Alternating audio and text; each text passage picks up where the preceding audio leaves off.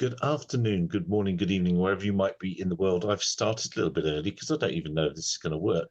I am on the cell phone because we have no power, and it's because we are having some pretty biblical storms over here at the moment.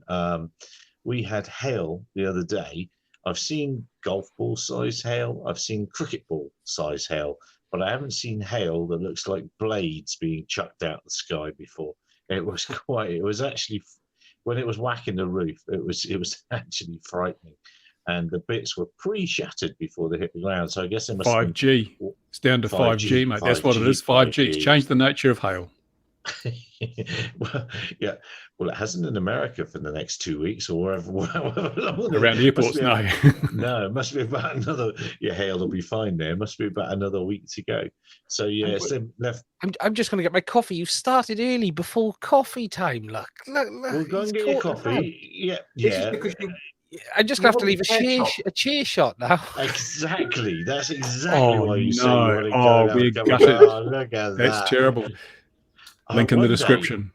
I'll break into his house and colour in that logo. That'll ruin his day, wouldn't I? I suppose certain sort of people, good evening to you, Dan, would recognise the shape of the chair. Yeah, so we've been having huge storms. I don't know if you've had the big rains in New Zealand, Bruce. We did have them earlier on, but now it's been fine, sunny, calm, wonderful weather. Yeah, no, it's okay when it's not raining. Big floods, and we haven't had this much water in the country for 20 years, so it's pretty cool. It's topping up all sorts of dams, and unfortunately probably all rushing out down to sea.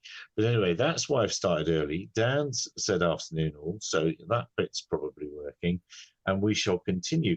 I watched a very interesting video clip this week, and it was an instructional video on how to put a light aircraft back into a kit of parts using a train. And I don't know if we all saw that video. Did we all see that video? Yeah, I don't understand how that happened. After all, it was registered. It probably had a radio. The pilot was licensed. How could anything possibly bad have happened? Those things are going to protect everybody. And I think trains should now be very much aware that aircraft pose a bigger threat than drones to their safety. And don't forget, they did park that aircraft really well on that railway line. The way they placed it there was astoundingly good. There's loads of space, there's plenty of roads and everything else, but they put it on the railway line on a crossing. It was actually a crossing it was stopped on, wasn't it? It was, yeah. I think they saw Back to the Future where the DeLorean gets hit. And they thought, we'll try that with an aircraft. I was quite astounded. I mean, I suppose it's obviously aeroplane's a lightweight thing, etc., etc. It has to be, but it was pretty astonishing, wasn't it, when it went through it and all the bits going everywhere. That guy just dodged a bullet, didn't he? When the guy with the cell phone, he was lucky. But I mean, it shows you if that train had remote ID, that would never have happened. Yes. Well, the train has remote ID, or the plane has remote ID. The train needed to have it. The trains, they do have remote ID. They do have remote ID. They have, because I've been trying to decode it, just for nerdy interest. So yeah, they do have a system. Did you check on TrainAware or Train Radar 25? Exactly. The 445 app. Well, and it's a spin-off of LTE cell phone stuff, and they also have beam arrangements that are only 30 degree wide down the track. And I just was wondering, if you put yourself 30 degrees off the beam at a distance, how far? Anyway, you see, that was a 5G train, and the aircraft was using radar altimeter. I thought it was at 500 feet, and it wasn't. Yeah, I mean. Yeah, there's been another handful of fatalities here. I toyed with the idea of putting manned aviation fatalities, of putting a counter up on SOS News, because what are we in week 2 and a tiddler of week 2 of 2022, and already the numbers, the totals are going up. It's a bit Rambo-ish, that, isn't it? Starting with the body counter. Well, yeah. It kind of is, but it kind of is. But they do have. I've been to buildings where they go on the side of the building. They go stay since last accident. Mm. You know, Yeah, I think that's a positive spin though on it, Mark. They could say 15 people died here last year. You know. Yeah, well, Wouldn't 15 date until next accident be more useful? and just leave it at 0, Bruce. And just, yeah. 0 accidents since Dave left, isn't it? That's the one you see all about. That would harken back to the days of if anyone was around long enough when we had a countdown to, I can't even remember what it was a countdown to, a 333 or some regulations or other on the side, and I had to keep resetting it every year because it was 6 months or something to go, and it went 4 years or something like that, and this counter I had to keep resetting. But yeah, go on, mate. I was going to say you would need one now for the new UK airspace regulations because they've put that back 10 years. So if you had a counter like that, you'd have to chuck that back 10 years now. Yeah, it is amazing how these things get kicked down the road for the next government, for instance, to pick up and take the blame for, so on and so forth. But what have we seen in our world? I've forgotten because it's this discombobulation of darkness. Well, the airspace one for the UK, where they've put it out again and they want answers by April. By April, isn't it? They say it's going to stop on April. But when you read the text and you read into it, it says, they want to push everything back to 2040. And then they go, this is so we can work out how to do BVLOS operations with drones in Class G airspace, which basically says we've just kiboshed every UTM system that thinks they're going to do it beforehand, because we're already thinking, or the CAA is, 2040.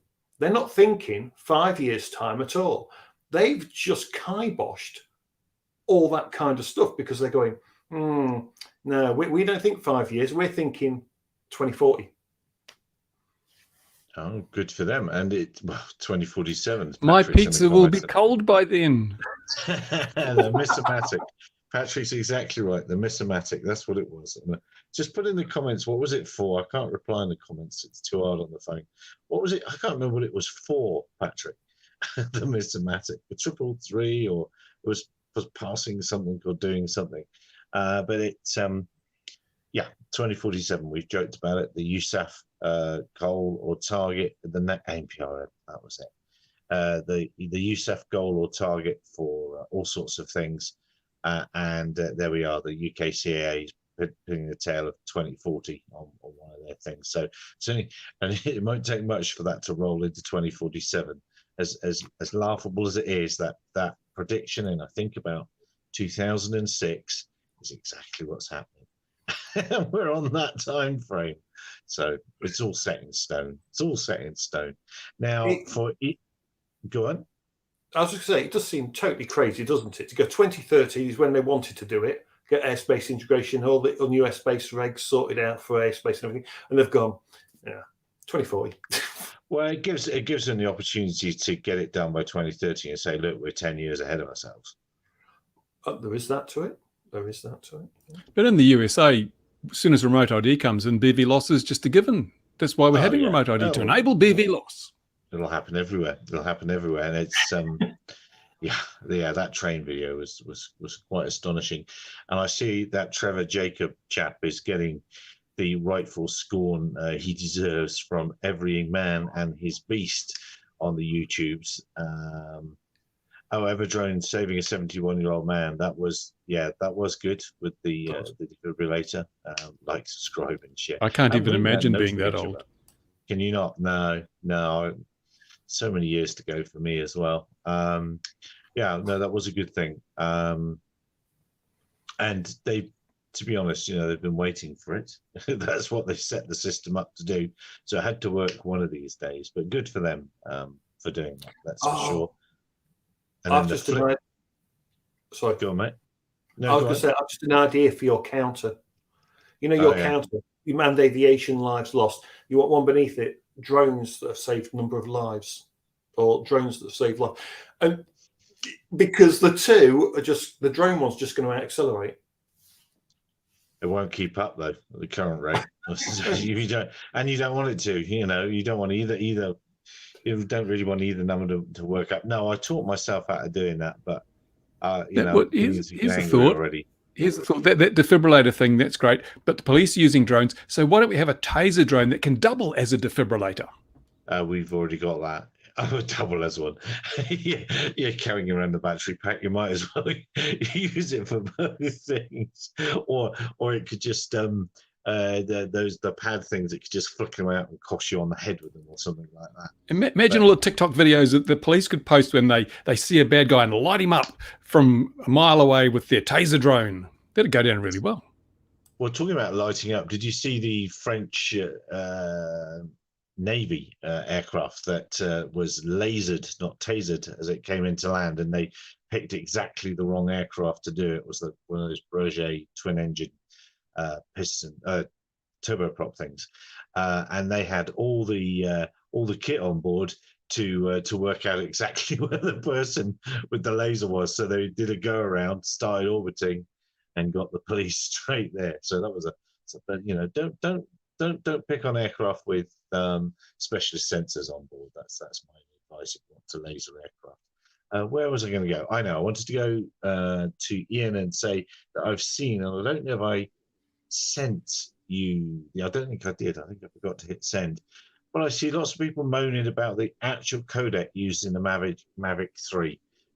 It's an 8 instead of a 10, and I can't remember the ins and outs, but I knew it would be for you, and I forgot to tell you about it. It's not as straightforward as that. It's got 10-bit. It's fully capable. Where the limitations are is what you can do in certain modes and have access to that. So, for instance, you only have access to 8-bit codecs in the smart modes where you're using active track, where you're using features like that. So if you want full ProRes RAW 10-bit, you've got to basically fly it yourself with no special features. And it's not particularly unusual, these limitations.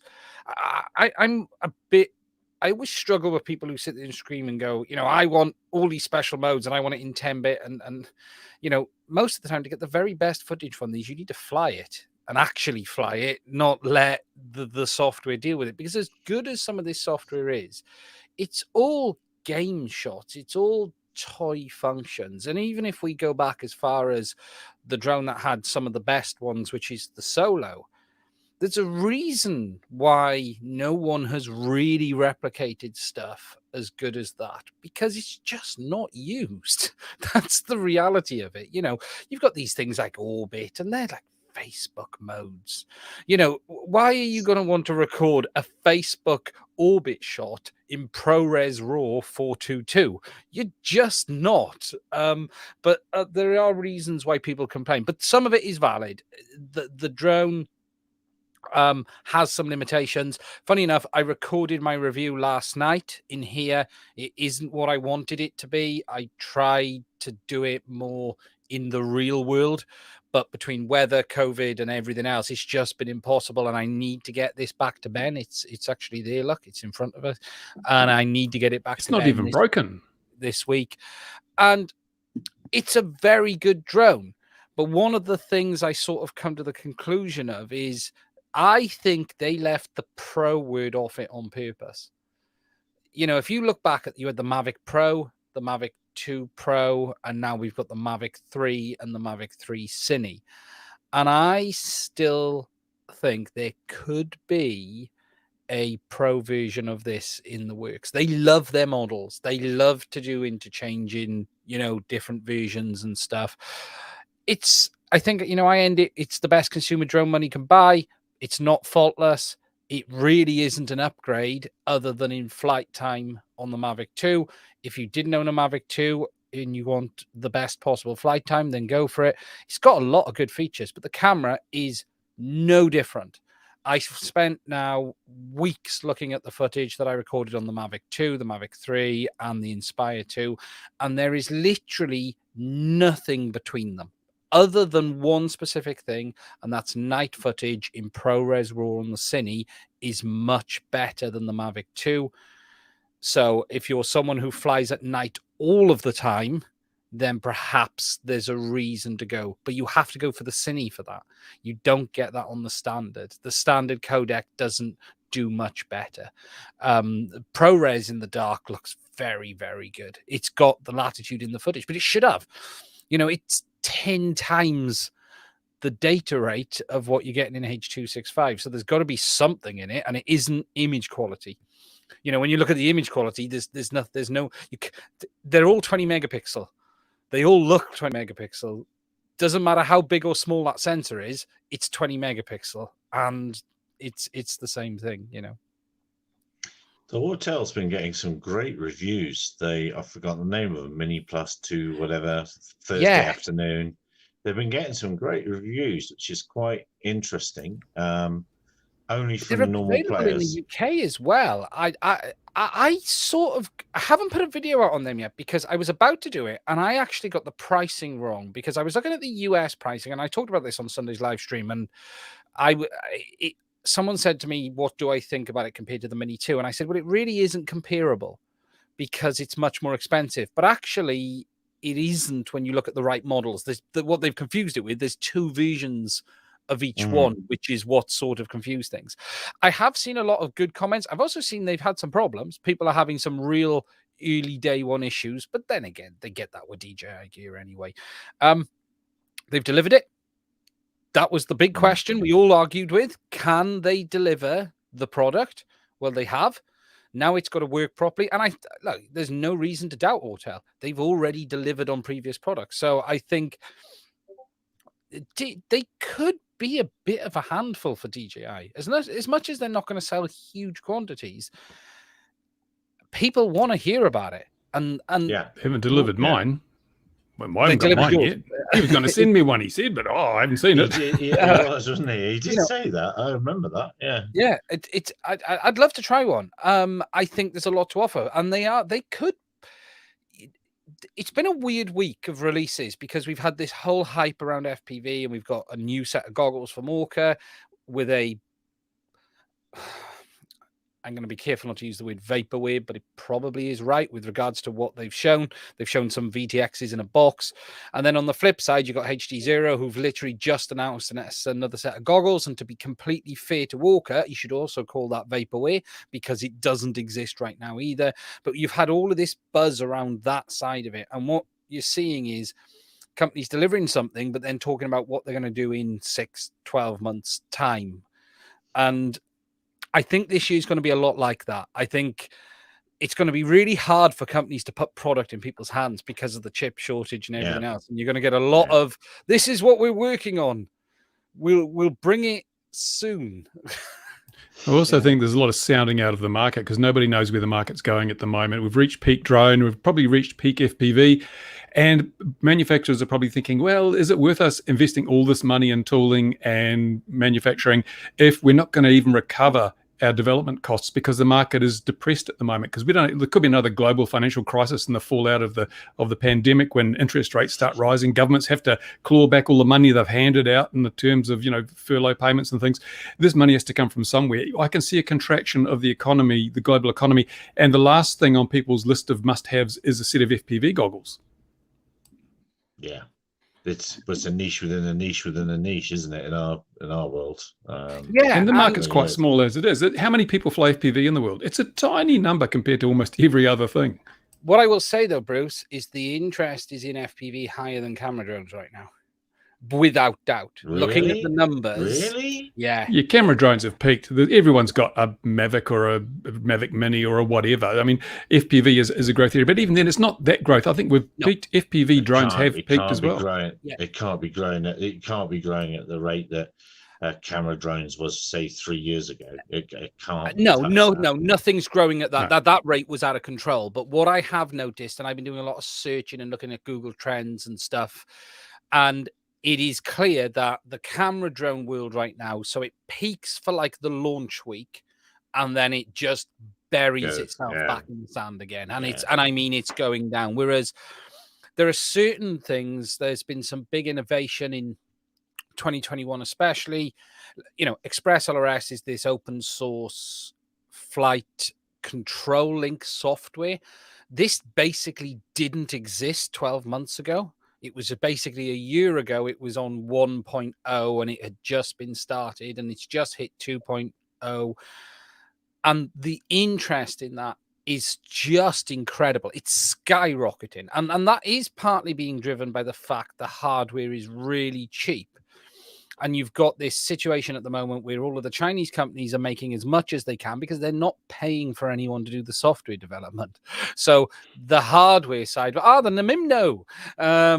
Is that the Namimno? Is that the Namimno? No, it's actually from a crowd called AION. And it comes with comes with this. Right. Not to be confused with this or every other game style remote. But look at the similarities, will you? Look at it. It's just like, seriously? We didn't rip it off at all. We randomly came across this. I dreamt this design in my sleep. They even copied all the worst points, like this antenna, the 2.4 gig antenna, this folded down thing here. Yeah. You can't turn it to orient it vertically, and horizontal is the worst possible orientation for an antenna because you've got a null point out here and a null point out there, and if you've got to get matching polarization, you have to have the antenna horizontally on your craft. So the two null points can line up really well, and suddenly you don't have any range anymore because this isn't an ELRS antenna. Have they sent you that, Bruce? Because I don't deal with jumper at all. So the question, yeah, right, they sent that to me. Roller wheel on the arm, is it a stupid place? Because to me, I feel like that's going to drive me nuts. No, because on my Tango 2, it's the same place. It never causes a problem. It's fine. It doesn't do anything until you've actually gone into the menu mode anyway. Got knobs on the top corners, and you're like, well, why didn't they just use one of them? Innit? Yeah, I mean, but look, they've copied even the top, these little stupid push buttons, which have very little use in model flying. They've put them on. But what this does have that I really like is these little rollers, these little thumb wheels here have a very strong center detent, which is fantastic if you want to use them for like flaps or something like that, because it's a really firm center position. But it doesn't have only has these 3 position switches on. Get the antenna out of the way. These 3 position switches here, which are quite good. But that's the only switches, like permanent switches, it has, apart from these buttons on the front, which are just on or off. DJI's designing the antenna, because DJI use a vertical and a horizontal. The vertical's in the center part on the DJI, and there's, believe it or not, on the DJI, one side is completely empty. So on DJI, it's like an L shape is the easiest way to say it. But I haven't actually taken it apart to look yet. But I think the thing about this is it overcomes the biggest weakness of the previous one, the little jumper T-Lite thing. It had an antenna up here, but it didn't have a handle. This has got a handle, which makes it great, because trying to carry a plane and your transmitter out to the flight line when it's one of these things without a handle is difficult. This makes it so much easier. So I think this is more of a handle than an antenna anyway. It's interesting, Bruce, because there's a huge amount of stuff going on right now, and there's 2 things driving this. We've got OpenTX, which has been driving it for a long time. All of the radio manufacturers have been massively benefiting from basically free software development, and all they've had to do is make hardware that's compatible. And you've now got the same with Express LRS, which again is free software development. And you've seen this explosion in those 2 areas. And now you're starting to see the likes of Trappy and those guys get a bit worried. And, there's been some. They should be. It's caning. I'm convinced. Amish and RC, Ghost, and the number one, our favorite company, which is who's our favorite company? Come on, Bruce. I've forgotten their name. That's how. Futaba. No. Free Sky. No. Free Sky. Do you know what? I've even forgotten what they call themselves. Free Sky are the ones who need to be careful, because if they don't do anything, they will be ended by Jumper and the others embracing Express LRS. And you'll sit there and go, why am I going to put up with this complete nonsense of radio protocols that you've tried to lock everyone into when I can go and buy a receiver for $10, the backpack for $20, and that Jumper radio? Yeah, the ELRS is going to change the face. I mean, all the other proprietaries, Crossfire, it outperforms them for a start. So why would you invest in a proprietary solution like Crossfire, which it's nice and convenient and well polished now, but it just doesn't have the raw performance. You see the comparison, the range test comparisons. The ELRS is got much more range, and that's what people buy Crossfire for. And the latency is also much lower when you're on the 500 hertz mode. So those are the 2 things people buy Crossfire for, and ELRS canes them at a much lower price. Over what distance is the latency lower? Does it go out In far? every capable, it can do 500 hertz on dedicated modified radios. At the moment, Yeah. it's limited to 250 on off-the-shelf hardware, but it can do 500 hertz. And that Aussie guy's done 30 kilometers or something, hasn't he? With the Okay. LRS. Yeah. On 500 hertz. On 2.4 gigahertz. Yeah. Wow. And they're only seeing like And that's 10 LoRa. kilometers more on 900 megs. They're just, but the funny thing is, they didn't hit the limit on 2.4. They hit the limit. I think they hit the telemetry limit because Express LRS telemetry limit kicks in before that, because most of the modules only have 17 milliwatts of telemetry. There are 100 milliwatt modules out there, but no one's buying them because you can get 37, I think it was 37 kilometers, Bruce, or something like that on the range. Yeah. Besides which, when you're flying FPV, you've got your RSSI and that on screen. You don't need it coming back to your transmitter anyway. You can fly way beyond your telemetry and still get that information. And the only reason where 900 megahertz may be slightly superior is in penetration into wooded areas, because, wet basically just bounces 2.4 or absorbs it, but 900 megahertz will cut in a bit deeper. It's really interesting because I've been looking at I've been talking to one of the devs quite a bit behind the background on Express LRS, and I've been looking at it on the spectrum analyzer to understand a bit more about how they do their packets and their rates. And it is extremely different to even the others in even how they deliver the packets, because they have a variable packet length. So like to take Crossfire, for instance, or Tracer, which is 250 hertz. When their packet size is exactly the same, they just send more or less of them. Whereas Express LRS is actually changing the packet size depending on the rate, and it's actually stacking the packets up. So it's frequency hopping, but it will send 4 packets at a time on the same channel and then jump.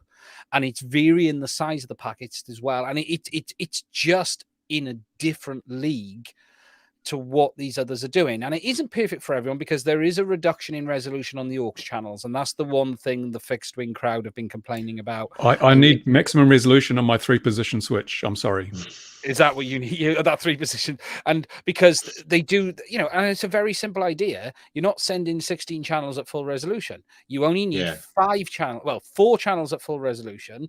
You then have the Armin switch, which has priority but lower resolution. So that's sent on every packet update.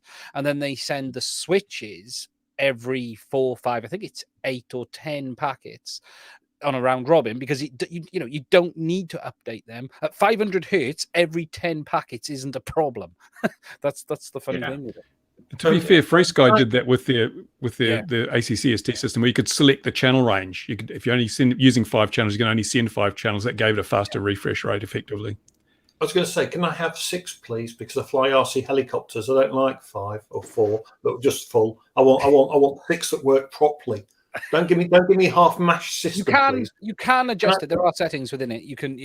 But it's interesting because you are getting this explosion of, and this is also a problem as well. And it's a problem we haven't really seen in the Ardra Pilot world, because Ardra Pilot is very popular, because I'm going to get slated if I say what I was about to say and say it's not popular. It's very popular, but it's very popular in a certain demographic, in a certain area. What, old people?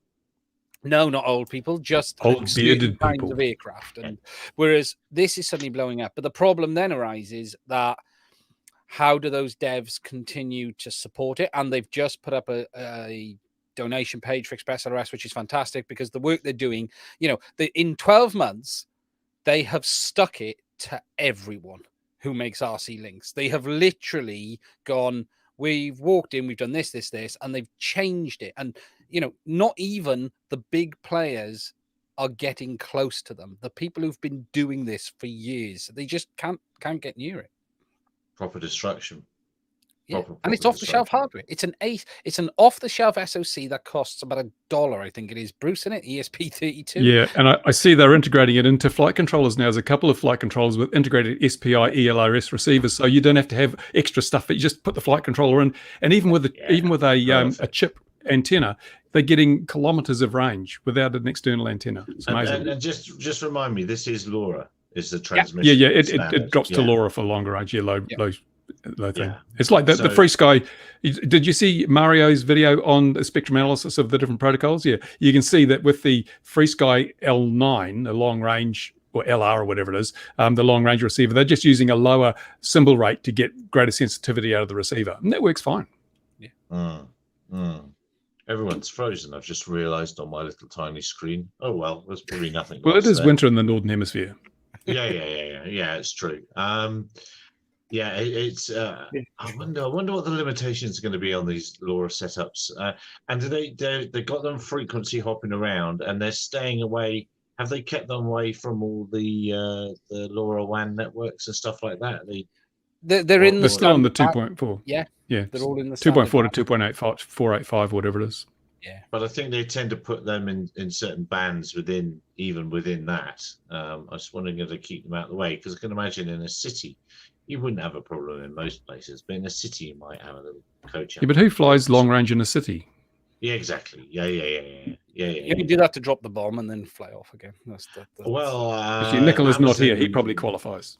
Yes, well, Amazon's Ring or Key or whatever it is, whatever the Amazon's long-range systems for IoT is called, gave themselves an external repeater to be mounted on street lamps and other things. So that might bring them some grief if that gets widely adopted. Yeah, the power network around here's got Wi-Fi things on the top for diagnosis, and so they've got an ad hoc network running around here. But those things tend to run at extremely low power levels. And this transmitter I got here, 500 milliwatts, which is like, woohoo, that's a lot of power compared to 5 milliwatts or something on a little repeater somewhere. Can you run 500 milliwatts on the LoRa band in the ISM? I don't know, but it does. On 2.4 you can. You can on 2.4. Okay. It's up as long as you're using spread spectrum technologies, you can go up to watts, I think. Okay. Except in Japan. No, I mean, I'm all for LoRa. It's an amazing mode. Tell Laura I love her. I love her. Using it for various things, and it astonishes me just how well it works. Very good for balloons, Bruce. If you were to launch a balloon for the tracking, not so good for the sending back of your FPVs. We'll see what Chris did, and he wasn't even using LoRa. He was using one of those NL whatever thingies, yes. And he got massive ranges out of that. Because if you've got an elevated position for your transmission, you get enormously good coverage. It's when you get down to the ground clutter, it just sucks up all your signal and absorbs it. But when you've got an antenna hoisted high in the sky, you don't need much power to go a long way. Yeah, I don't know if you saw the coin-based tracker with the very clever thing to say, or coin-sized tracker, dime size, not dollar size, like an AirTag, yeah, but an open source, whatever. But they did some very, very clever things with the antenna on the PCB to keep it at a tiny size. Really, really quite amazing stuff that's going in there. I don't think we're going to get much smaller than the current LoRa situation. I can't. I think they must be butting up against physics left, right, and centre with this stuff. Part of flying under the radar is flying under the noise floor. Yes. Yeah. It's no. I'll be interested to see. Well, I might even order some of that stuff myself, actually.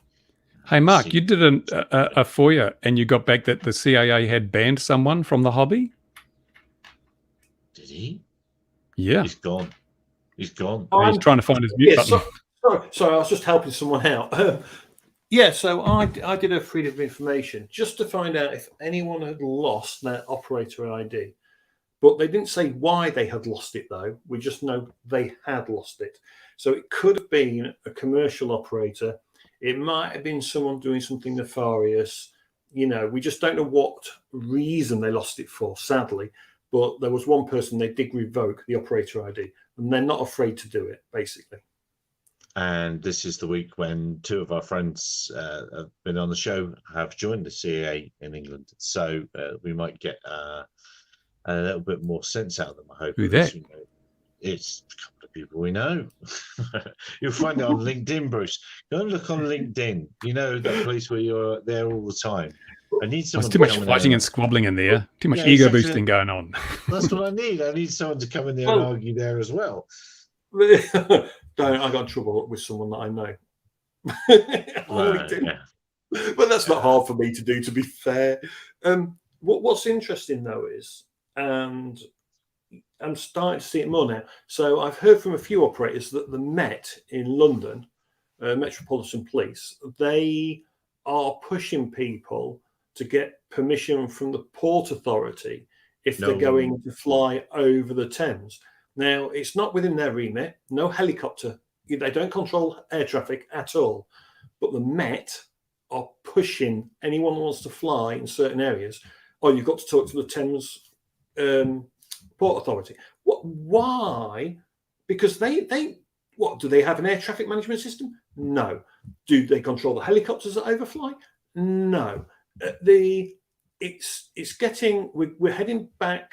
Well, we're heading towards the ridiculous road again, where it doesn't matter where you fly. If someone's got a legitimate interest to know why you're there, you're going to have to tell them. If you fly in the specific category, this is what's amusing. If you're flying in the specific category, which is you've got more freedom with a bigger aircraft, you've got to go around if someone's got legitimate reasons to know why you're there. However, I do wonder what the legitimate reason is, because if I'm flying a drone over the Thames, does that helicopter inform the Port Authority? So in my mind, it doesn't. Okay, it talks to no, you don't. Heathrow ATC. Heathrow is the one that controls them coming through. So therefore, in my head, as a drone operator, my brain goes, right, they don't control the airspace. I'm overflying, that helicopter's overflying, therefore they've got no interest in what I'm doing. Because the same thing, the same logic should be applied. And they did update the CA website, and they went, just because you're overflying and this, that, and the other doesn't get you out of certain things. And I'm thinking, hang on a minute, I've got to treat my drone like I do a manned flight. Otherwise, you're going to go down the rabbit hole where you're just going to be stuffed, because you'll never get off the ground. Never. Well, the CA did release further guidance, didn't they, saying that in a roundabout way that some people are overstepping the mark as to what they can and can't do, and it's believed that was Network Rail they were referring to. And what's interesting is the CA normally emails us. So those of us like myself that have the operational authorization, if the CA thinks that something, if all of us need to know, they don't put it on a website hidden away. They will actually send out an email to every one of us and go, guys, this is happening, and knock it off, or you've got to do this to fix it. But they've not done that this time, which I thought was rather unusual. And I've been seeing a few other videos that have been making me smile. And at the minute, we're suffering in the UK from these videos where people go around doing police station audits. Have you seen those? No. Right. So Bruce has now seen. So Bruce is going, yes. Right. So Bruce has seen them. Ian, have you seen them? Right. So these people are completely, well, they're very special, aren't they, Bruce? So they think they can get a Mini. I'm looking for mine, but it's not there. So they get their Mini, and what they do is they go around filming the police station, making sure it's secure, don't they? So they go around, Bruce, they film it, make sure it's secure on the ground, and then they put the drone in the air to film it from above, and again to check it's secure. But what the police haven't cottoned onto, and these people haven't cottoned onto, is the air. We all remember the air traffic legislation that went through where they can issue fines to us now. Do you remember that went through last year in 2021? Well, in that, what's really interesting, it says that if you go around overflying a place that holds a prisoner, it doesn't, or be a prison or somewhere where someone is being held, or could be a breach of national security, because it doesn't matter who that person is inside the police station that's in custody. That's irrelevant. They don't have to tell you. However, if you went to a police station and you were filming with a drone, and let's say they were prepping to go out and do some sort of drug bust or something, and you filmed it, or you filmed in through the windows, the police can literally come out, they can seize your drone, and they can go, you're getting a fine, $2,500, because it looks like it comes under the flight things, and that's up to £2,500. And they can just come out and slap them with a fine. But I don't think the police have realised that yet. And I don't think these people have been caught yet. The police have gone, oh, we're not putting up with this crap. Here's your fine. because that law is so new to them. So Mm. I think that's going to come soon. I'm going to do a video on it at some point. Yeah, it's going to be interesting. You're not allowed to fly within 150 meters of a police station here. Boom, finished, done. They don't have. Yeah, they don't have that actually etched down. The law actually just states, this law just says, if you overfly a police station or a prison that holds someone in custody, or is holding, someone in that's it. That is enough for them just to go, we can give you a fine, because we don't have to tell you who's in here. Just the fact you're filming, it could be some drug lord or anything, and it comes a part of national security as well. Like I say, getting ready to deal with a riot, they can literally just come and they can just throw the book, and there's nothing you can do. Andrew mentioning was RAF Shawbury's got some new gear. I'm a alumni of RAF Shawbury, so I know it quite well. The RAF are moving. See, I found that story quite interesting, because they're moving the cheese on moving the game away from what the traditional air traffic navigation services do, and shaking the tree, if you will. So it'll be very interesting to see what the RAF went with, and I'm quite sure that they're not happy with the equipment they have, which is largely out of the civilian world with a few extra knobs and whistles. I was planning on reaching out to them to see if I've got a couple of friends still there, see if we can find out what the toys can do, but I suspect they won't tell us. But I bet they can do a lot more than a standard Gatwick or Heathrow or anyone else. We're talking radars and communication systems, and also I know it's command links to the aircraft as well, so they can do they turn them on a dial instead of telling them to turn and things like that. And it's a company out of Fareham that have created the system. So yeah, that is very, very interesting, Andrew. I'd be very keen to find out what's happened there. This was a bit of a week for UTM stories. I'm not quite sure. Maybe there's a UTM conference coming up somewhere in the world, but there's been lots of little bit of this and a little bit of that with UTMs. Well, go on. As far as I can read into it, UTMs are done in the UK until 2040. There's no point in trying to bring one in until they sort out what's going on in the airspace. That's a sensible move, because there's no traffic to control. Be serious. Look out your window. I mean, like, you're going to build this super highway for all these drones that don't exist. By the time the drones get there, all the roads will be worn out or broken up and decayed, and it's like ADS-B. It's going to be old technology implemented too soon, so when you need it, it's not fit for purpose. I don't know.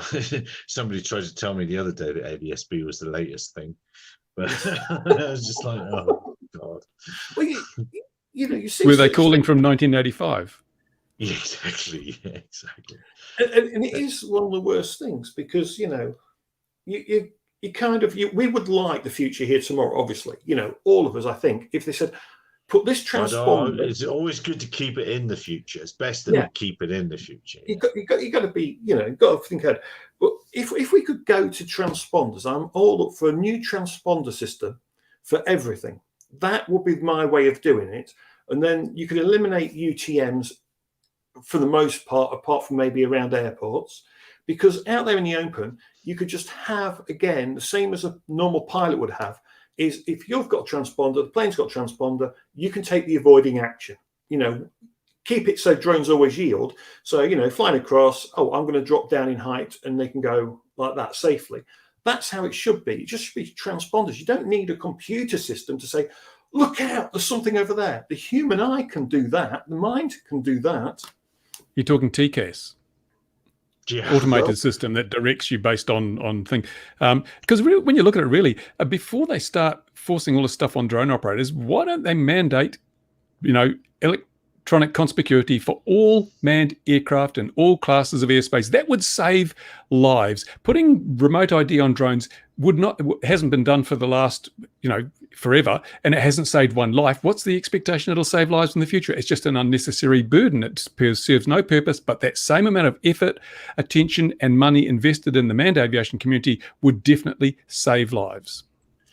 Anthony Bishop saying whatever happened to sense and avoid systems, or what happened to them. Well, They're still around. I can't remember the company here, not company in South Africa, but there's a company's products. I can't remember the name of it's really good camera-based stuff. And if you fit it here, where I'm trying to take this is that you can go out to 15 kilometers.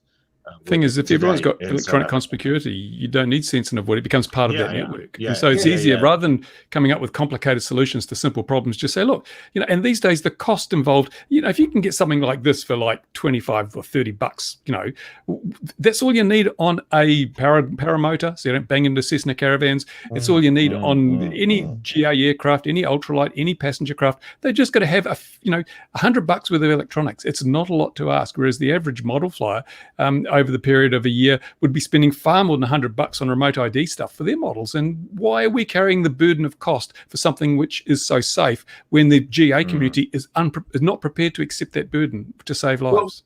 Well, as I said, after you, Mark. I was going to say, well, they don't care.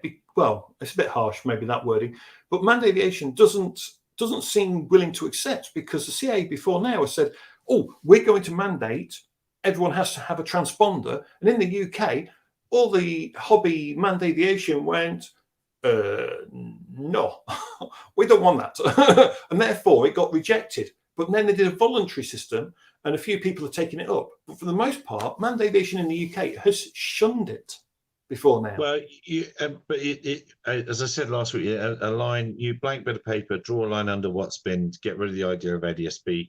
Let's have some sort of system that brings a benefit to the pilot in this modern electronic aircraft. Let's not only have sending out location, but let's have it sending weather information back up every time, a little bit like they do on the UAT ADSB system. But let's send him some benefit. Let's send him information arrival at the airfield he's going to.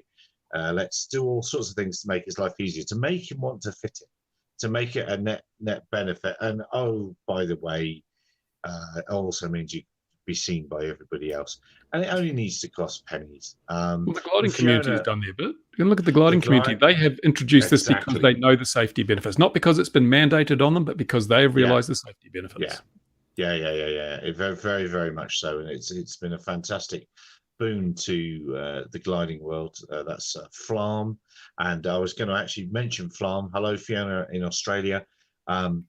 FLARM has been fitted to SAN's Open Glider Network. It was kind of a project that one went open source and one went money. That was FLARM. But Royal Air Force aircraft are mentioning military aircraft not being fitted with saying, well, actually, squadrons in the Yorkshire Dales actually have FLARM fitted as well. So the jets at low level going through are seen by the gliders for safety's sake. You can imagine the money saved. I mean, could you imagine telling these investors that spent all this money on UTMs, if you went to them, you've wasted your money, I'm sorry, right? Instead of spending 50 million to 100 million on your device, all you need is this $100 widget or $50 widget, or put it in every aircraft around the world, that would solve all the problems. You've wasted all your money on a UTM. Oh, wouldn't that really annoy them? No, because when we fly at our airfield, we got the ADSB alarm. It is all we need. If all the aircraft had ADSB, that's all the protection we need to make sure there's no risk of any conflict. In my videos, you can hear it beeping away in the background sometimes, and there's an aircraft, 3 kilometers out. But so many of them don't have it, and so many of them don't even use radio calls. I mean, and like paramotors, a lot of paramotors probably don't even have a handheld radio. These people are saying, well, we must be protected from drones, but they're not doing their bit. No, but don't help us. But the ADSB it's not what it should be. And it ends Fiona again saying it's a cowboy small craft pilots reject ADSB. Our local crop duster guy crashed 3 years ago, didn't pass away, so that was a net positive. But he found himself super hard to find and couldn't describe it because he was unconscious in the aircraft. So he's fitted ADSB to all these dusters in his fleet. And so then our little network of flipping ADSB receivers for us nerds are now what is feeding his position reports for him and others like it to to help keep them safe. But if you run an ADS-B system, you'll also quickly see how many miscoded aircraft there are and all sorts of issues and problems with it. It's a terrible. It's been really badly rolled out, and I can't remember the total number of codes you can actually have, but anyone that says all drones should have it fitted as well, there's not enough codes. Not enough room. And that helicopter that was spraying at just next to the airfield the other day, it didn't have ADS-B. Anyone conducting low-level operations should be required by law to have ADS-B at least, because in today's world where there is a much greater risk level from drones and stuff at that level, you need to broadcast your presence. Well, as you say, at least be on the wireless. That Trevor guy might do us a huge favor in America with that fake crash, because it just underlines just how Cowboy a great deal. I mean, he's got skin in the game. He's good. He's good. Yeah. Well, now that story was brought up on one of the arguments I've had in LinkedIn with somebody who turned out to be the president of the Chief Pilots Association, so you might know Test Pilots Association. We're saying, how are you going to prevent Gatwick? How are you going to do this? How are you going to do that? You just said, well, just show me that these things happen. Show me where all the danger is, and then tick, how many people have died in GA this week? You can't just keep saying. Don't tell me he mentioned Gatwick. He did mention Gatwick. He did mention Gatwick. So how you should have replied to him. So how do you ban someone from using a phone to make fake phone calls? Well, yeah, there's many things. Andrew's saying it's not just about the transponder. You need alarms. Yeah, it's the NAS has been sold. HoverLogic. You need to learn that. If you want to be here in the comments, we don't like comments. You're absolutely right. It has been sold, but red card to you for pointing out, and you're absolutely right. It's there's some comments. And the NAS is being sold at the 600-foot level or 500-foot and below level. It's poor. It needs a clean sheet of paper to allow everyone to operate equitably and safely. We all want that. Nobody doesn't want that. Oh, hang on. Dingo's at your door. They come for you. Someone's coming for you.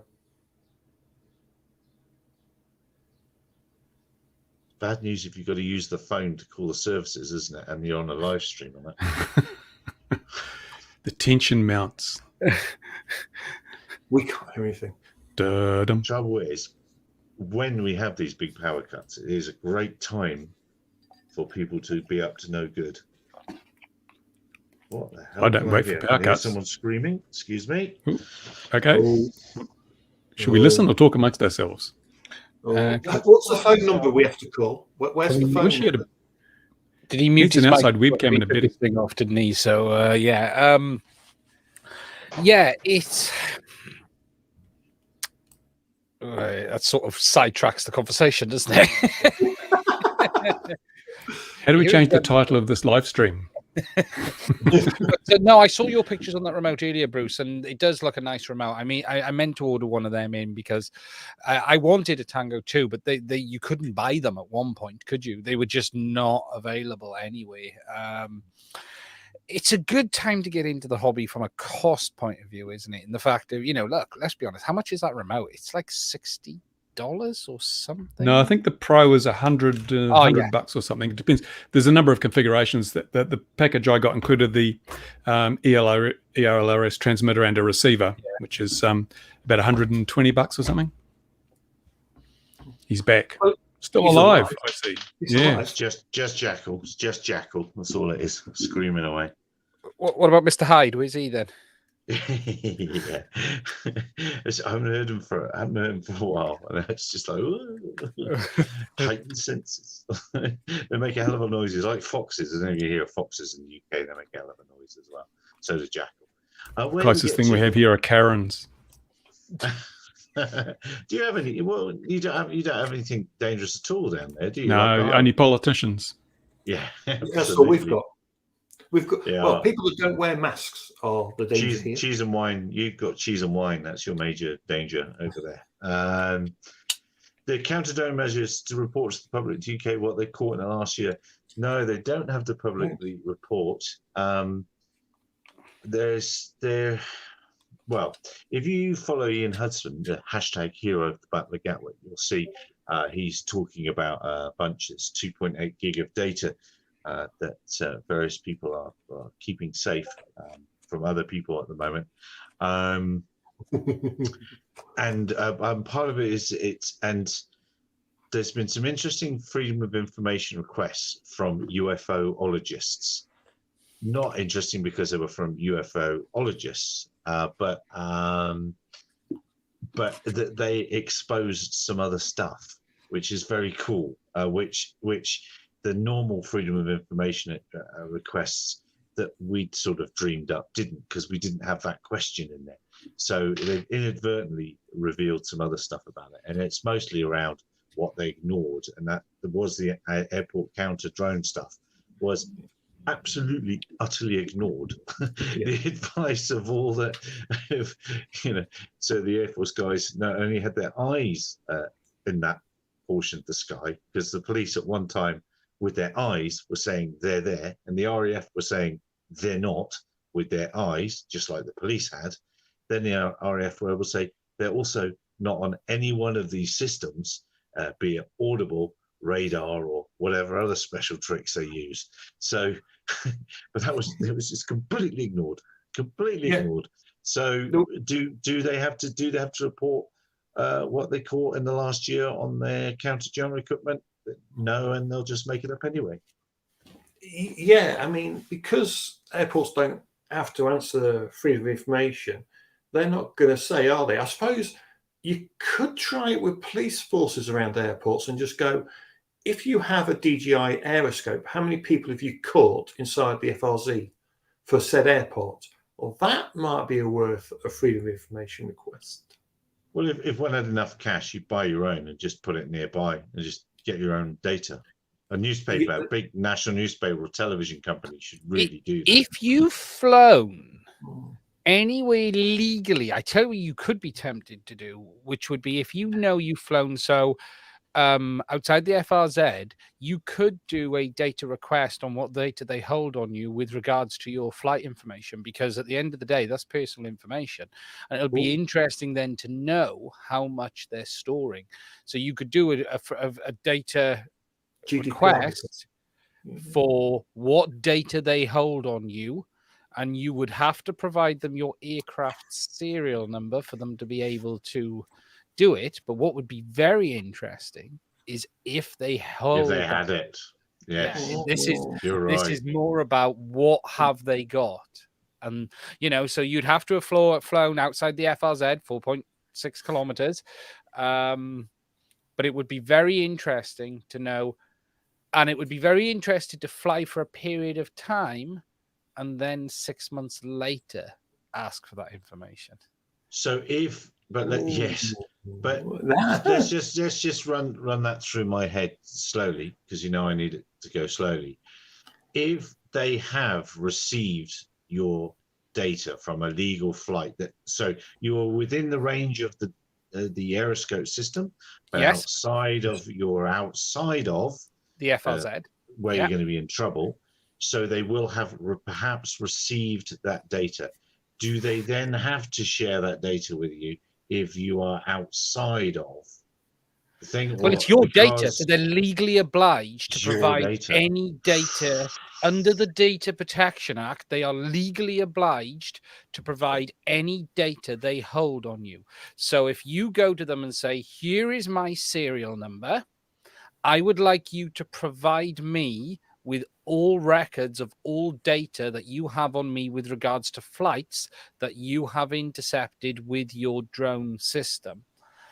And what you could do, if you really wanted to be difficult, you could do a bunch of flights over a period of time, 1 to 2 months, in different locations outside the FRZ, making sure that you log everything and then see what they've seen, because they cannot refuse to give you your data. The only thing they could refuse is based on, and I don't see how they could, but they would be giving away the range of their system by providing you that data. I mean, that would be good, wouldn't it, actually, to do that and then fly further out until the point that they're Just not go out. doing arcs all the way around the airfield. Yeah.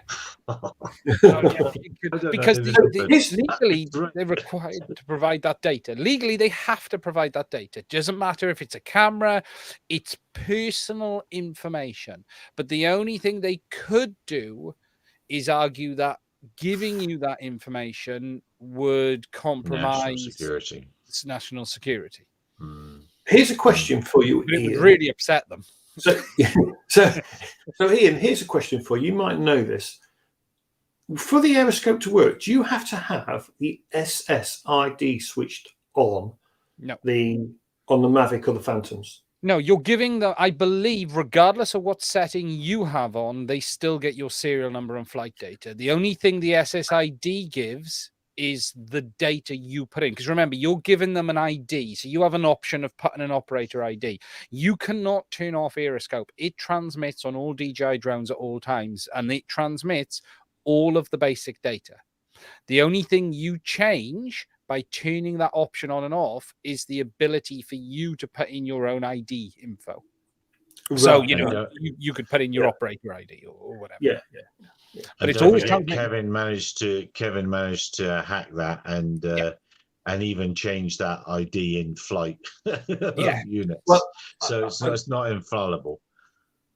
Yeah, but it's been a very much under the radar thing, Aeroscope. People forget, in many ways, actually, it's been very successful. There was a huge amount of hoo-ha when this was launched. I remember it, actually, because I was a lot more on places like RC Groups, and everyone melted down over it. But the reality is Aeroscope's actually been very successful because it's faded into the background completely. You don't see people talking about it. You don't see people bringing it up. And for DJI, it has served its purpose. It logs the data. It shows them what aircraft are there. And if the authorities want to use that, then so be it.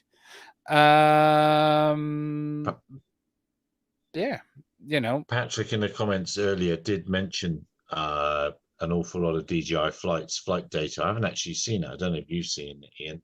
I'll have to scroll back down the comment. It was big numbers that I won't pronounce correctly. It was 26 million flights or whatever, and so on and so forth. Yeah, because Patrick. It's further up. Data collection. Total user takeoff. There we are. Total user takeoff. 76 million. Is that 599,000, or is it 7.6? And that's shared flights because they're not stupid enough to publish the stuff they say they don't take. So that's stuff that people have chosen to share with them. It is interesting. Aeroscope isn't a bad thing. I don't really have a problem with Aeroscope in itself. It's transmitting data. The reason I don't have a problem with Aeroscope is because it's only going into the hands of the authorities or someone who's been able to buy it. And at the end of the day, it's not an app that someone has on their phone that anyone can get. Coming soon. That's next. But it's been quite successful and it's done what DJI wanted it to do. I don't know how well adopted it is, though. I bet you they've sold more of those systems than they have the FPV drone. I wouldn't be shocked. Yeah. Bet you they have. I bet it flies better too. Yeah. I know Singapore has got loads of them on top of every big building in Singapore. And they're pretty well adopted in India as well. There's a few here. And it's a clever business model, isn't it? Make the drone and then sell the technology to detect the drone. Detect it. It's a very clever business model. Very clever indeed. Yeah. It's just the job, isn't it? And then send everything back to China for the party. Yes. For the party. I've literally just got my DJI flight report from a Mini. So it's telling me what I did last year. Is it the same as what you told the CIA, Mark? Be very careful. Be very careful. well, I will. Well,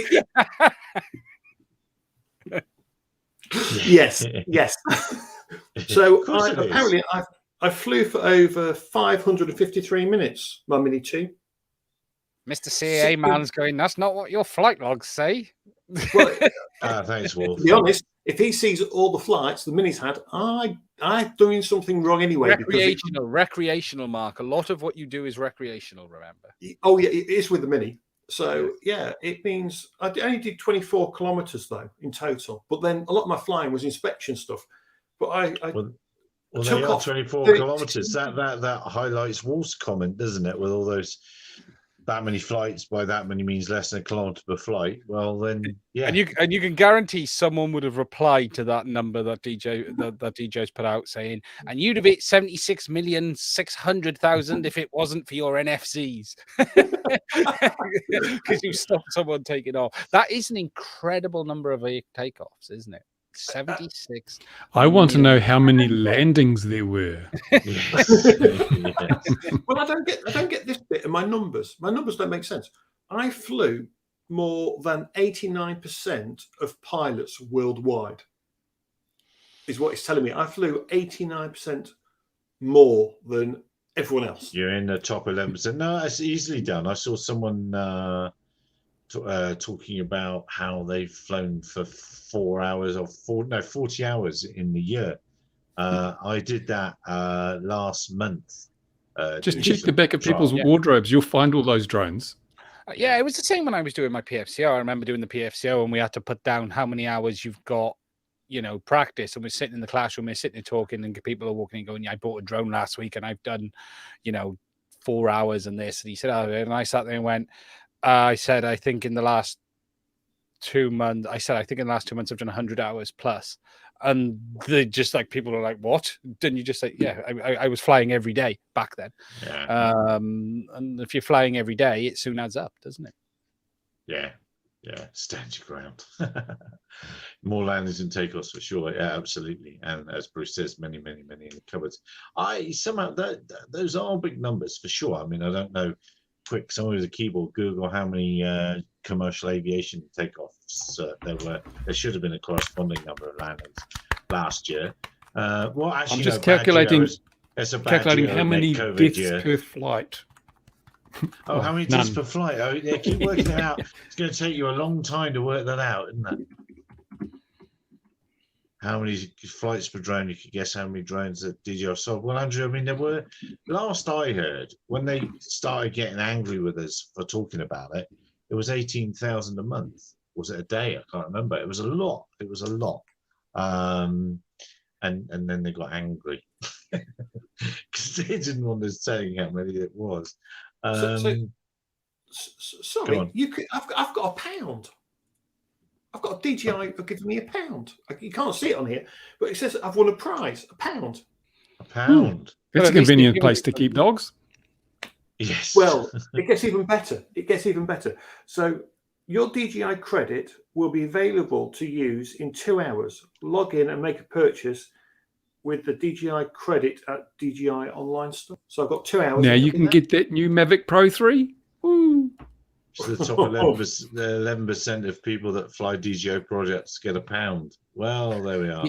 Well, here's something interesting. Scheme. They still haven't replied to my request to rejoin the affiliate scheme in over a month and a half. They don't love you. Yet they're allowing everyone else to join, from the seams of it. I blame the now you've missed in your bed there. I did burn those bridges well and truly. However, I will actually have a video talking about it because I don't care, because now I've seen what they're doing. I have no intention of doing it anyway. Now I've seen a bit more of the numbers.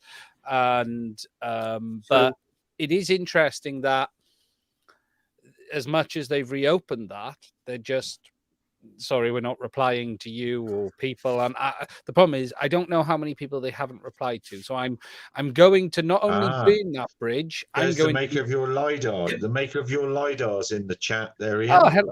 Philip's there. Philip is your LiDAR man. I think I've got the name right there. I hope I have. Well, we'll find out. Ian, when you do this video, your subscribers are going to go up yet again. Well, because at the minute, all your videos where you burn something. I should start it with a can of petrol in my hand and throwing it over a box. That I was tempted to start it with that one. Well, have you got anything with USB lying around there? You can start a fire with any USB device possible. I could burn the box for the FPV drone, but I might need that if I sell it. There's got to be one here. There's got to be one here. Get the children to draw a box and write DJI on it. Put the pictures on it. Yeah, do some printouts. Make a mock-up box. DJI how to blow it up. I should do a little bridge with a little wooden bridge with the DJI label on the side and just set it on fire and go in today's video and go into beep. Or just put some nails in a coffin, something like that in it, and I just started but no, the reality is I've evaluated it, and at the percentage levels, it's not worth it, but I still find it very interesting that they haven't even replied. And I have been careful not to put the video out until it's long enough they've ignored it. I should think there's 1 bajillion people have applied to be in that, though. It's because he narked on this brilliant drone, this fantastic drone that everybody loves. I love this drone. It's fantastic. Are you watching DJI? Put me on your affiliate scheme. Link in the description. You would think someone who's been involved in it since 2013. And let me just, what did I do? Fiona's not needing a link to your YouTube. It's if you don't know, you don't know. It's a very specialist channel. Yeah, let me send them let me find the link to the video. That'll be I think there's laws about giving that link out, isn't there? Yeah, some kind of legal restrictions. Yes. Yeah, prison time ensues. It's mad. I see. Hopefully, you'll put a link. I'll find it now. Let me just find it. I got to find a link to. I'll link to the video directly. That will take them to the channel. Then, won't it? Well, what Ian does have a good link the chair video. He should link his chair video because that's the video that makes everything for him. That's what I've. And then we can find the channel. It's bloody well will, won't it? But he's done a great video on a lightweight lidar recently. So if you are still in the chat, Philip, he did it just recently. And Mad RC, well, would it show it? It doesn't show it, does it? Does it show it? Oh, that's a point. But it's Mad. Well, you just thought he'd have made us a moderator on his chat, Bruce, so we could post links, but he doesn't do it. Can I do that? Hang on, if I can do that, I don't know. You rather suppose I actually. There you go. I put it in the private chat. Here goes the end of the stream as he punches wildly at the phone. Exactly. Yeah, exactly. Ladies and gentlemen, this isn't choice. This is incompetence speaking.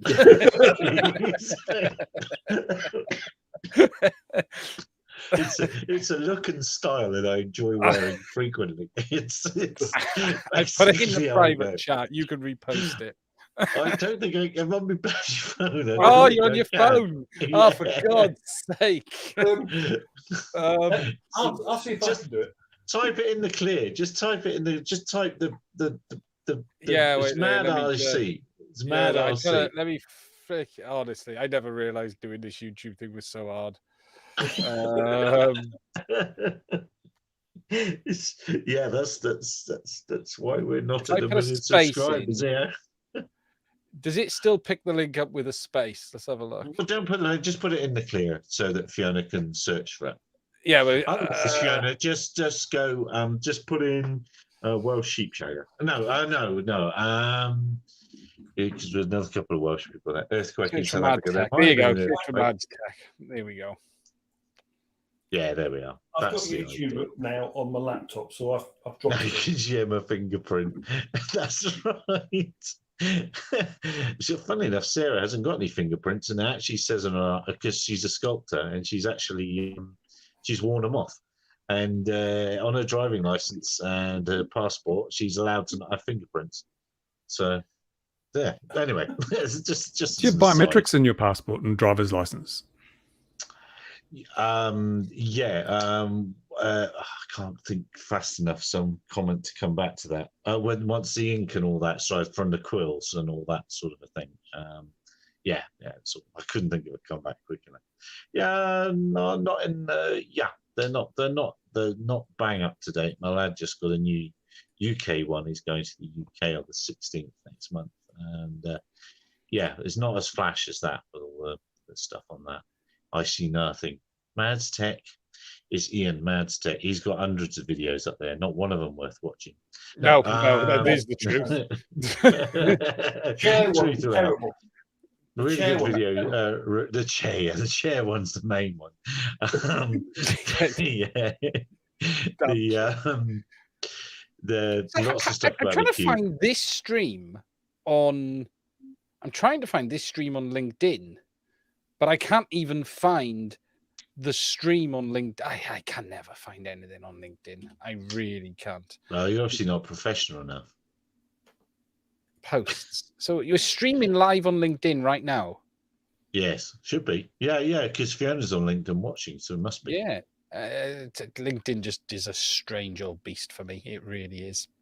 Yeah, it's a good place to argue. That's what I like to think. We're beginning to waffle. What else are we? Well, I love arguing on LinkedIn because people take their personas so very, very seriously, and it's only Facebook with a tie. That's all it is. There's nothing more than that. I don't know if anyone saw the. I put a tweet out to the effect I got offered the AUVSI show list of names, addresses, and all that sort of thing to buy. It staggers me that they're allowed to do that. I've had a few this week as well, funnily enough. A number of exactly the same, Gary, people reaching out saying, do you want to buy lists for this and lists for that? It's crazy. And we will never buy lists. We've never bought lists. We've never bought followers. That's why we haven't got many. but I know that. But we do pay the ones we've got, right? Oh, absolutely. Yeah. But it's in the post. The check's in the post. Handsomely we pay them. But yeah, AUVSI is a great example because they got pretty peeved that we were ahead of them on Twitter, and we know they went out and bought a load of followers to get up and catch up. I think we've overtaken them again now, but and yeah, that one I've responded to that one. We've got more people subscribed to our daily email than our members of the AVSI. So no thanks, I don't want that list. Don't want that one, thanks. Have you thought of selling them your list? Yeah, I would never do that. I would never, ever do that. I would never sell. I wouldn't. I don't want it to. Geez, only 12. Yeah, there you go. That's a good answer. And Fiona, I don't know if you managed to pick that. Oh, you did it from LinkedIn. Oh, that was clever. Yes, there we go. That was a good way around. I see. That's very clever. Found it. There is Andrew. You can. I can't. I'm not on the thing. Can someone find the link to Kevin's? There is a little dongle for Aeroscope. It is available in the open sourcey world. It is out there to beat the system. It's been out there for. Kevin got hold of one because it was supposed to be only authorized people, the polis and all that, and grown-ups. And he got hold of one. He not only hacked it, but he defeated the Aeroscope buying system and got one like 2 weeks after they came out, wasn't it? It wasn't particularly well locked down. But they used a piece of software called Kismet, I think it was, off the top of my head, and off-the-shelf SDR, and they soon worked it backwards. But I don't think that much of a business has arose around replicating it and selling it cheap. I've still not seen anyone I'm shocked no one's put something together, the Raspberry Pi in a box and 400 quid and selling it on Banggood or something like that. It's been largely ignored. It's just fallen completely under the radar. Well, no, that's because they sell them for 2 million quid directly to governments. It's not. It's exactly. Most of them are just wires in a box. Yeah, they're not. They're not. And as you say, it's SDR based. But there are some It looks like he's going to have to search GitHub. Yeah. I'm in there at the minute. There is stuff. It does look like, I would say if he goes to GitHub, so it's all GitHub it's all is that like Pornhub for Gits? Yes, exactly. Yeah, it's all on. If you search for DJ Retro Rooms, how to do it is all there. There's a how-to guide. I think Kev wrote it, didn't he? I think Kevin actually wrote it. And that's where all the hacking stuff is. DJ Retro Rooms. That you'll find all of the. There's nothing particularly juicy there other than Aeroscope and some of the stuff around the firmware, the hacking of the firmware and stuff. And look, it's nothing you can't do in ArdraPilot already. You know, the irony is people have had to hack it to death just to be able to do what you can do in ArdraPilot, like change a pram. You know, we're not talking here having the ability Finisterre. You know, sorry, Andrew. Finisterre. Does someone want to correct me? Yeah, I think that's how you pronounce it. Yeah, there are open source jammers out there as well. But the best he's a one very good, dangerous individual. Is the term I use for him. What I'll say is, don't get on the wrong side of him. You never want him looking at your network. No, never. Don't get on the wrong side of Kevin. That's a very, very, very, very, very, very bad plan. Do not piss Kevin off. He's one of these incredibly talented people where you just go, do yourself a favor, stay away from anything to do with me and my life and my work. What's he on Twitter? He's at // on Twitter. He's very, very nice bloke. He's not doing it much now, though, is he? Yeah, he is. Does he? Yes, he is. Yes, he's attacking cars. It's his main. Yeah, I know he was looking at the Tesla stuff stuff. now. Yeah, that's his main.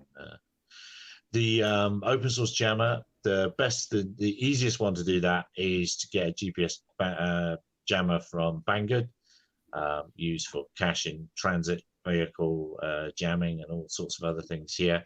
And Robert's your father's brother. They're just like my spark gap transmitter. I think they just bang a million watts of noise out all over the place. But you might have some. Have you got any ideas on how you do that, Bruce? I mean, let's get the stream shut down again. Interestingly enough, we had one of the big shopping malls around here. The entire car park area, people couldn't lock their cars the other day for some reason. The key fobs didn't work, and I think we know what was going on there. But blocking GPS is actually really simple. GPS is easy to block because it's a very, very weak signal. So you don't need much power locally to overwhelm the L band to overwhelm the GPS signal. And so that's a simple thing to do. But I think all in all, I think a microwave oven with an open door and an overridden overlock switch is the way to go. But the problem is, if they were doing that, then were they taking the codes for keys? Because I did see something in this where with a car, so obviously the codes go in rotation, so they go next, next, next. If you can, you can't just clone a code, because once that code's been used and accepted by the car, it ignores it moving forward. But so if you do want to clone one and manage to unlock someone's car, you've got to not only read the code that's being transmitted, but stop that code getting to the car. So when you transmit it, it sees it as an unused valid code. And that's always the worry, is if they were jamming, then I'm guessing they were sitting codes down somewhere, and they'll just go back around someone's house and just retransmit the code. And there's a great video by someone on YouTube when he uses one of the basic, I think $100 SDR units, and they literally unlock the car from the car park. And this is why the Raspberry Pi is such a popular device.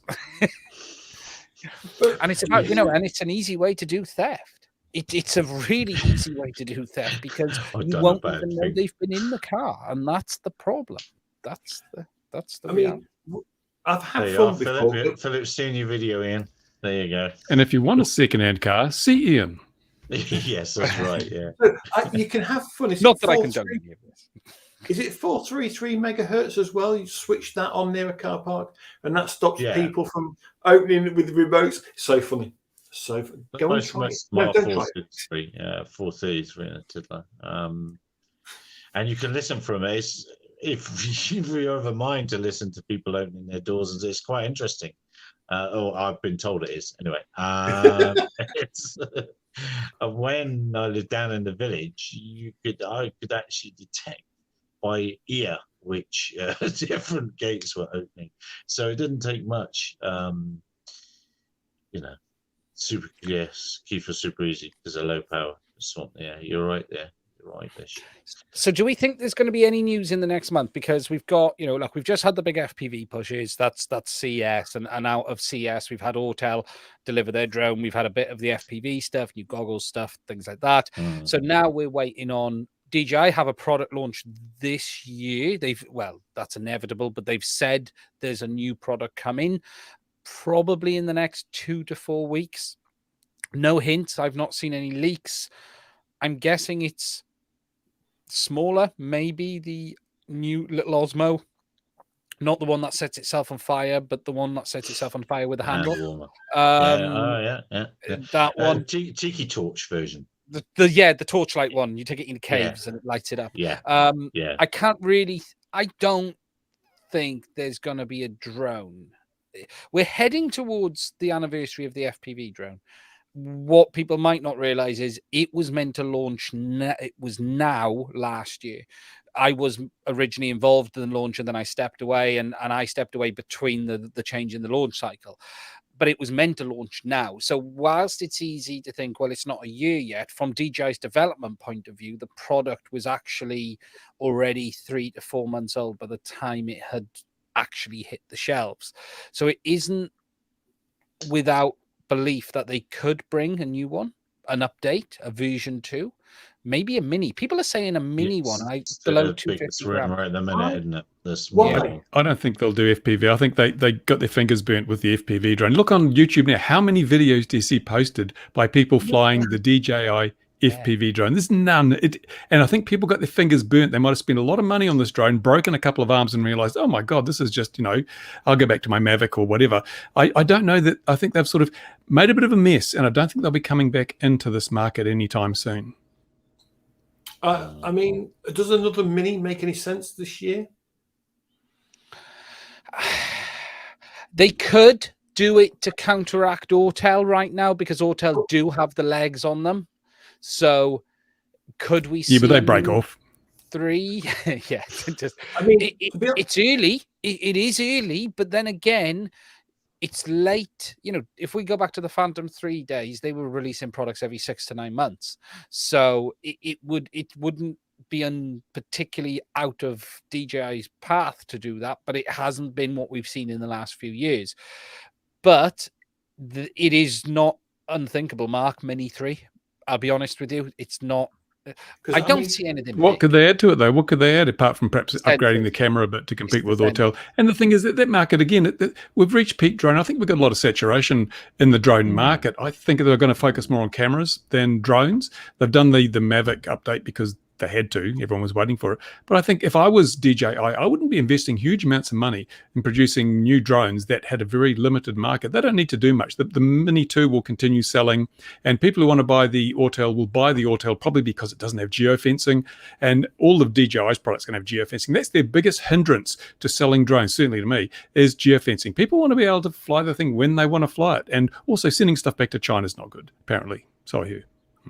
I must admit, I'm looking at the Autel Mini. I'm thinking, should I splash the cash? I know I've got a Mini 2, but I am thinking, should I go for the Autel Mini? But why? Well, what reason, Mark? Does the Plus one have the 1-inch sensor?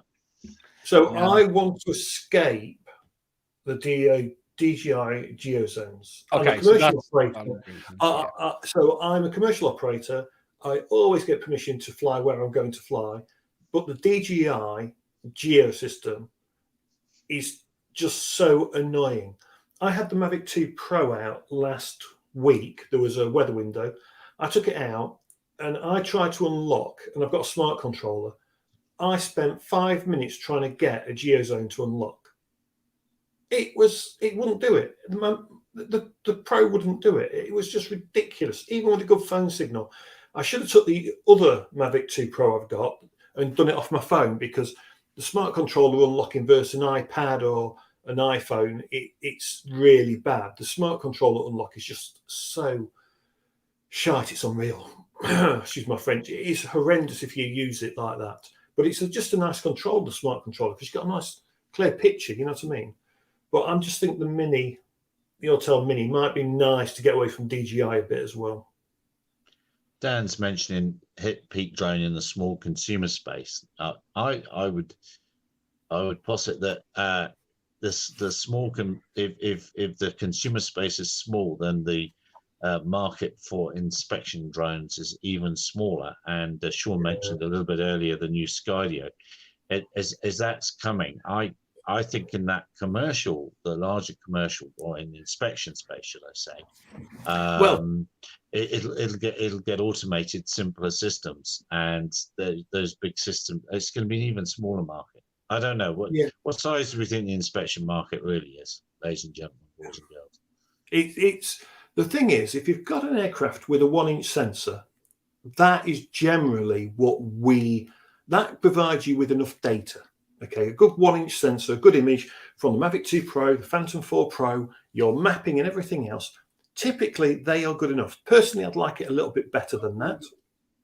I'd like a 24 to 30 megapixel camera in that size if possible. But, the market's not as big, like you say, by a country mile. It's just not as big. I really don't think the market is anywhere near as big as this terrible priced Waterhouse Cooper, is that whatever they're called? Reports from out years ago. There's a lot of inspections. I've got 2 roof inspections to do. One will be done with the Mavic 2 Pro, and one's going to be done with the Mini 2, just because of locations. But I don't know. It depends what you're trying to do, really. That's what it boils down to, what you're trying to do. So the camera, the drone's a toy. Drone is a tool. It's the camera. It's about the camera. It's about the sensor. What do you really want from that data? What are you trying to achieve in your inspection? If it's general roof inspection, a Mini 2 can do it. Mavic 2 Pro can do it. Phantom 4 Pro, Phantom 3 can do it. It just depends truly what you're trying to get. I did see a nice video of the Skydio 2 Plus doing its flying through bridge supports. Was it a steel structure through the train steel structure? Yeah. I have to say that's quite interesting. But what I found interesting was, as I understand it with the Skydio 2 Plus, you fly it to a point and you say this is the point you're starting at. You fly to your next point, and then you fly to and you have to tell it each point. Yes. It'd be nice if they could do like an offline map that you can then save and cache. I assume that might come with the app, but it was quite good how it flew through the steel structure, because flying through a steel structure, it's not just about the GPS and everything else. That metal interference on your compass will be atrocious. So it was quite clever, actually. And then it did it backwards, which I thought was rather cool as well. Did you see the picture that Brendan posted of that guys on those bikes, those guys on the push bikes, followed by the Skydio, and then it decided to catch a train? I didn't see that. No, I didn't see the end of the video. I saw the video where, and it was, decided to catch a train. Stupidity 101 to a degree. I just don't want to swear. Where, and it was quite interesting, wasn't it, Bruce? So the guy had it follow them through a town. I don't know where it was in the world. I wasn't really paying vast. It was Mexico or something, wasn't it? It could well have been. And so it flew under bridges, over bridges, didn't it? It got near cable. Yeah. And, they were cycling through traffic. And actually, if you were doing a film and you were creating a blockbuster film, actually, it would do quite well in a controlled environment. I think that kind of shot would be really cool. But what they did, no. I actually turned it off. I didn't see it when it got to the end, and apparently it got the train. What I found interesting was everyone was bitching about how unsafe this was, flying over people, flying over traffic, all that sort of stuff. But when the thing finally went into the train station and just sat there hovering in front of a picture, the police came along, and then there were people come. The big thing everyone was concerned about wasn't safety; it was privacy. The police wanted them to show them the video, so there was no faces were identified or anything. Nobody gave a damn about the fact this is hovering over people's head in a train station. They wanted to make sure their picture hadn't been taken. And I'm thinking, that's an interesting tilt on things.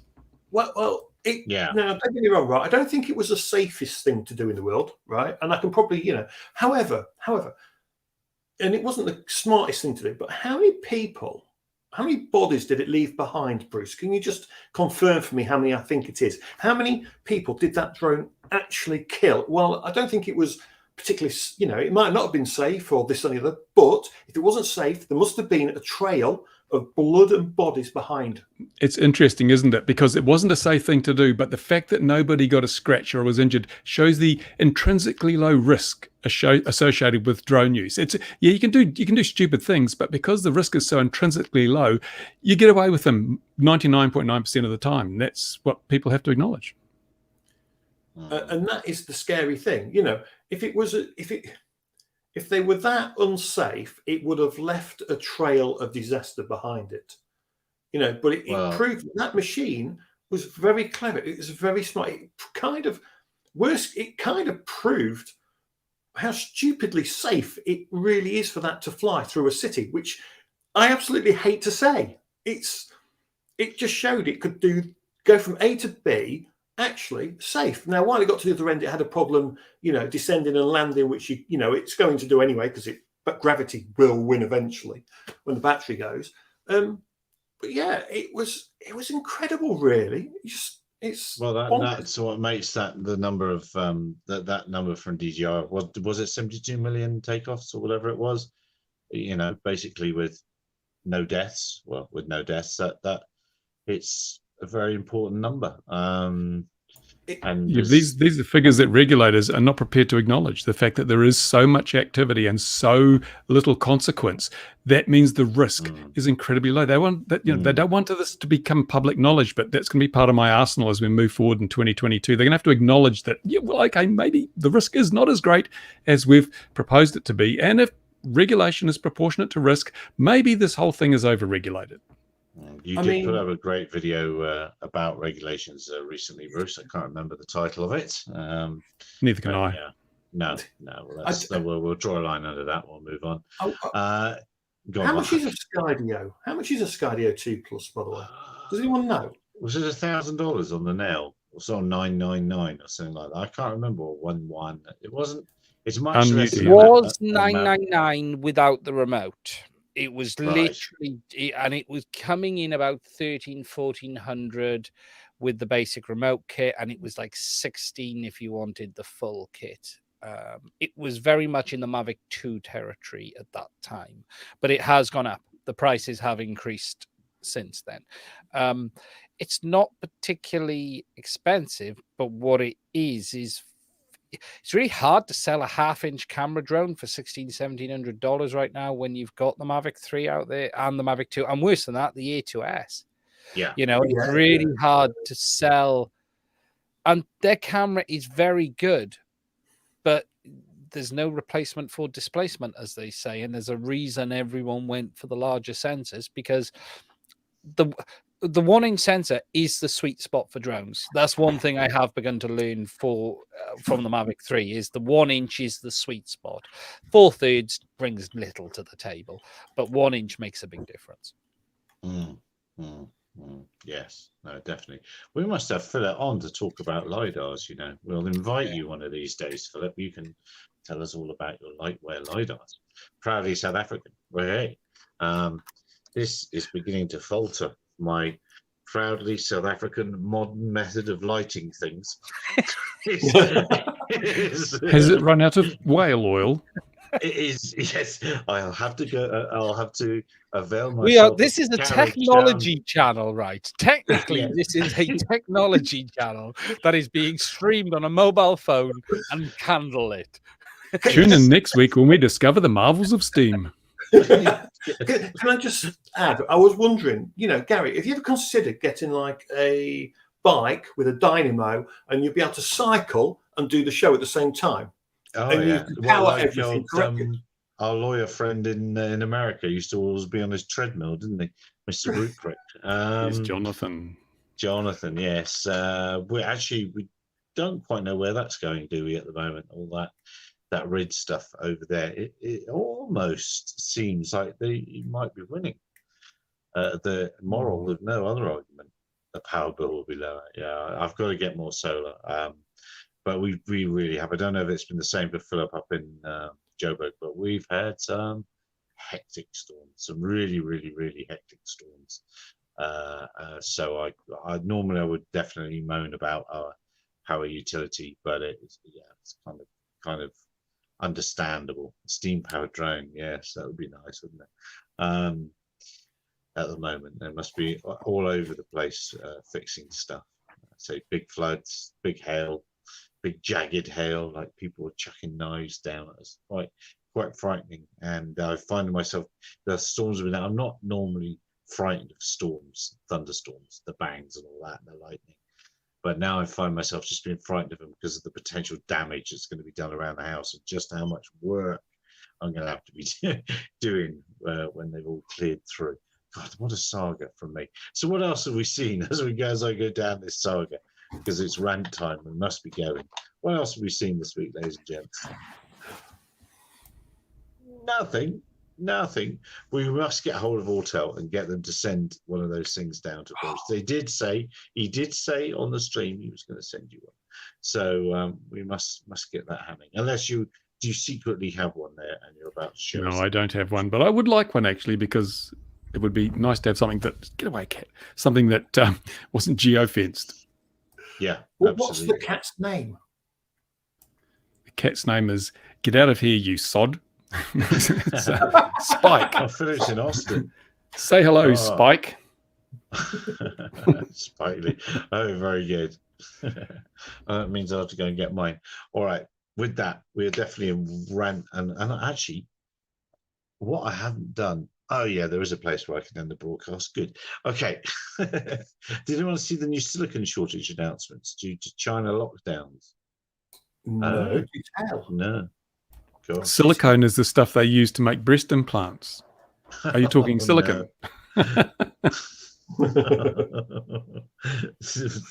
Yeah, we won't unpack that. I'm tired now.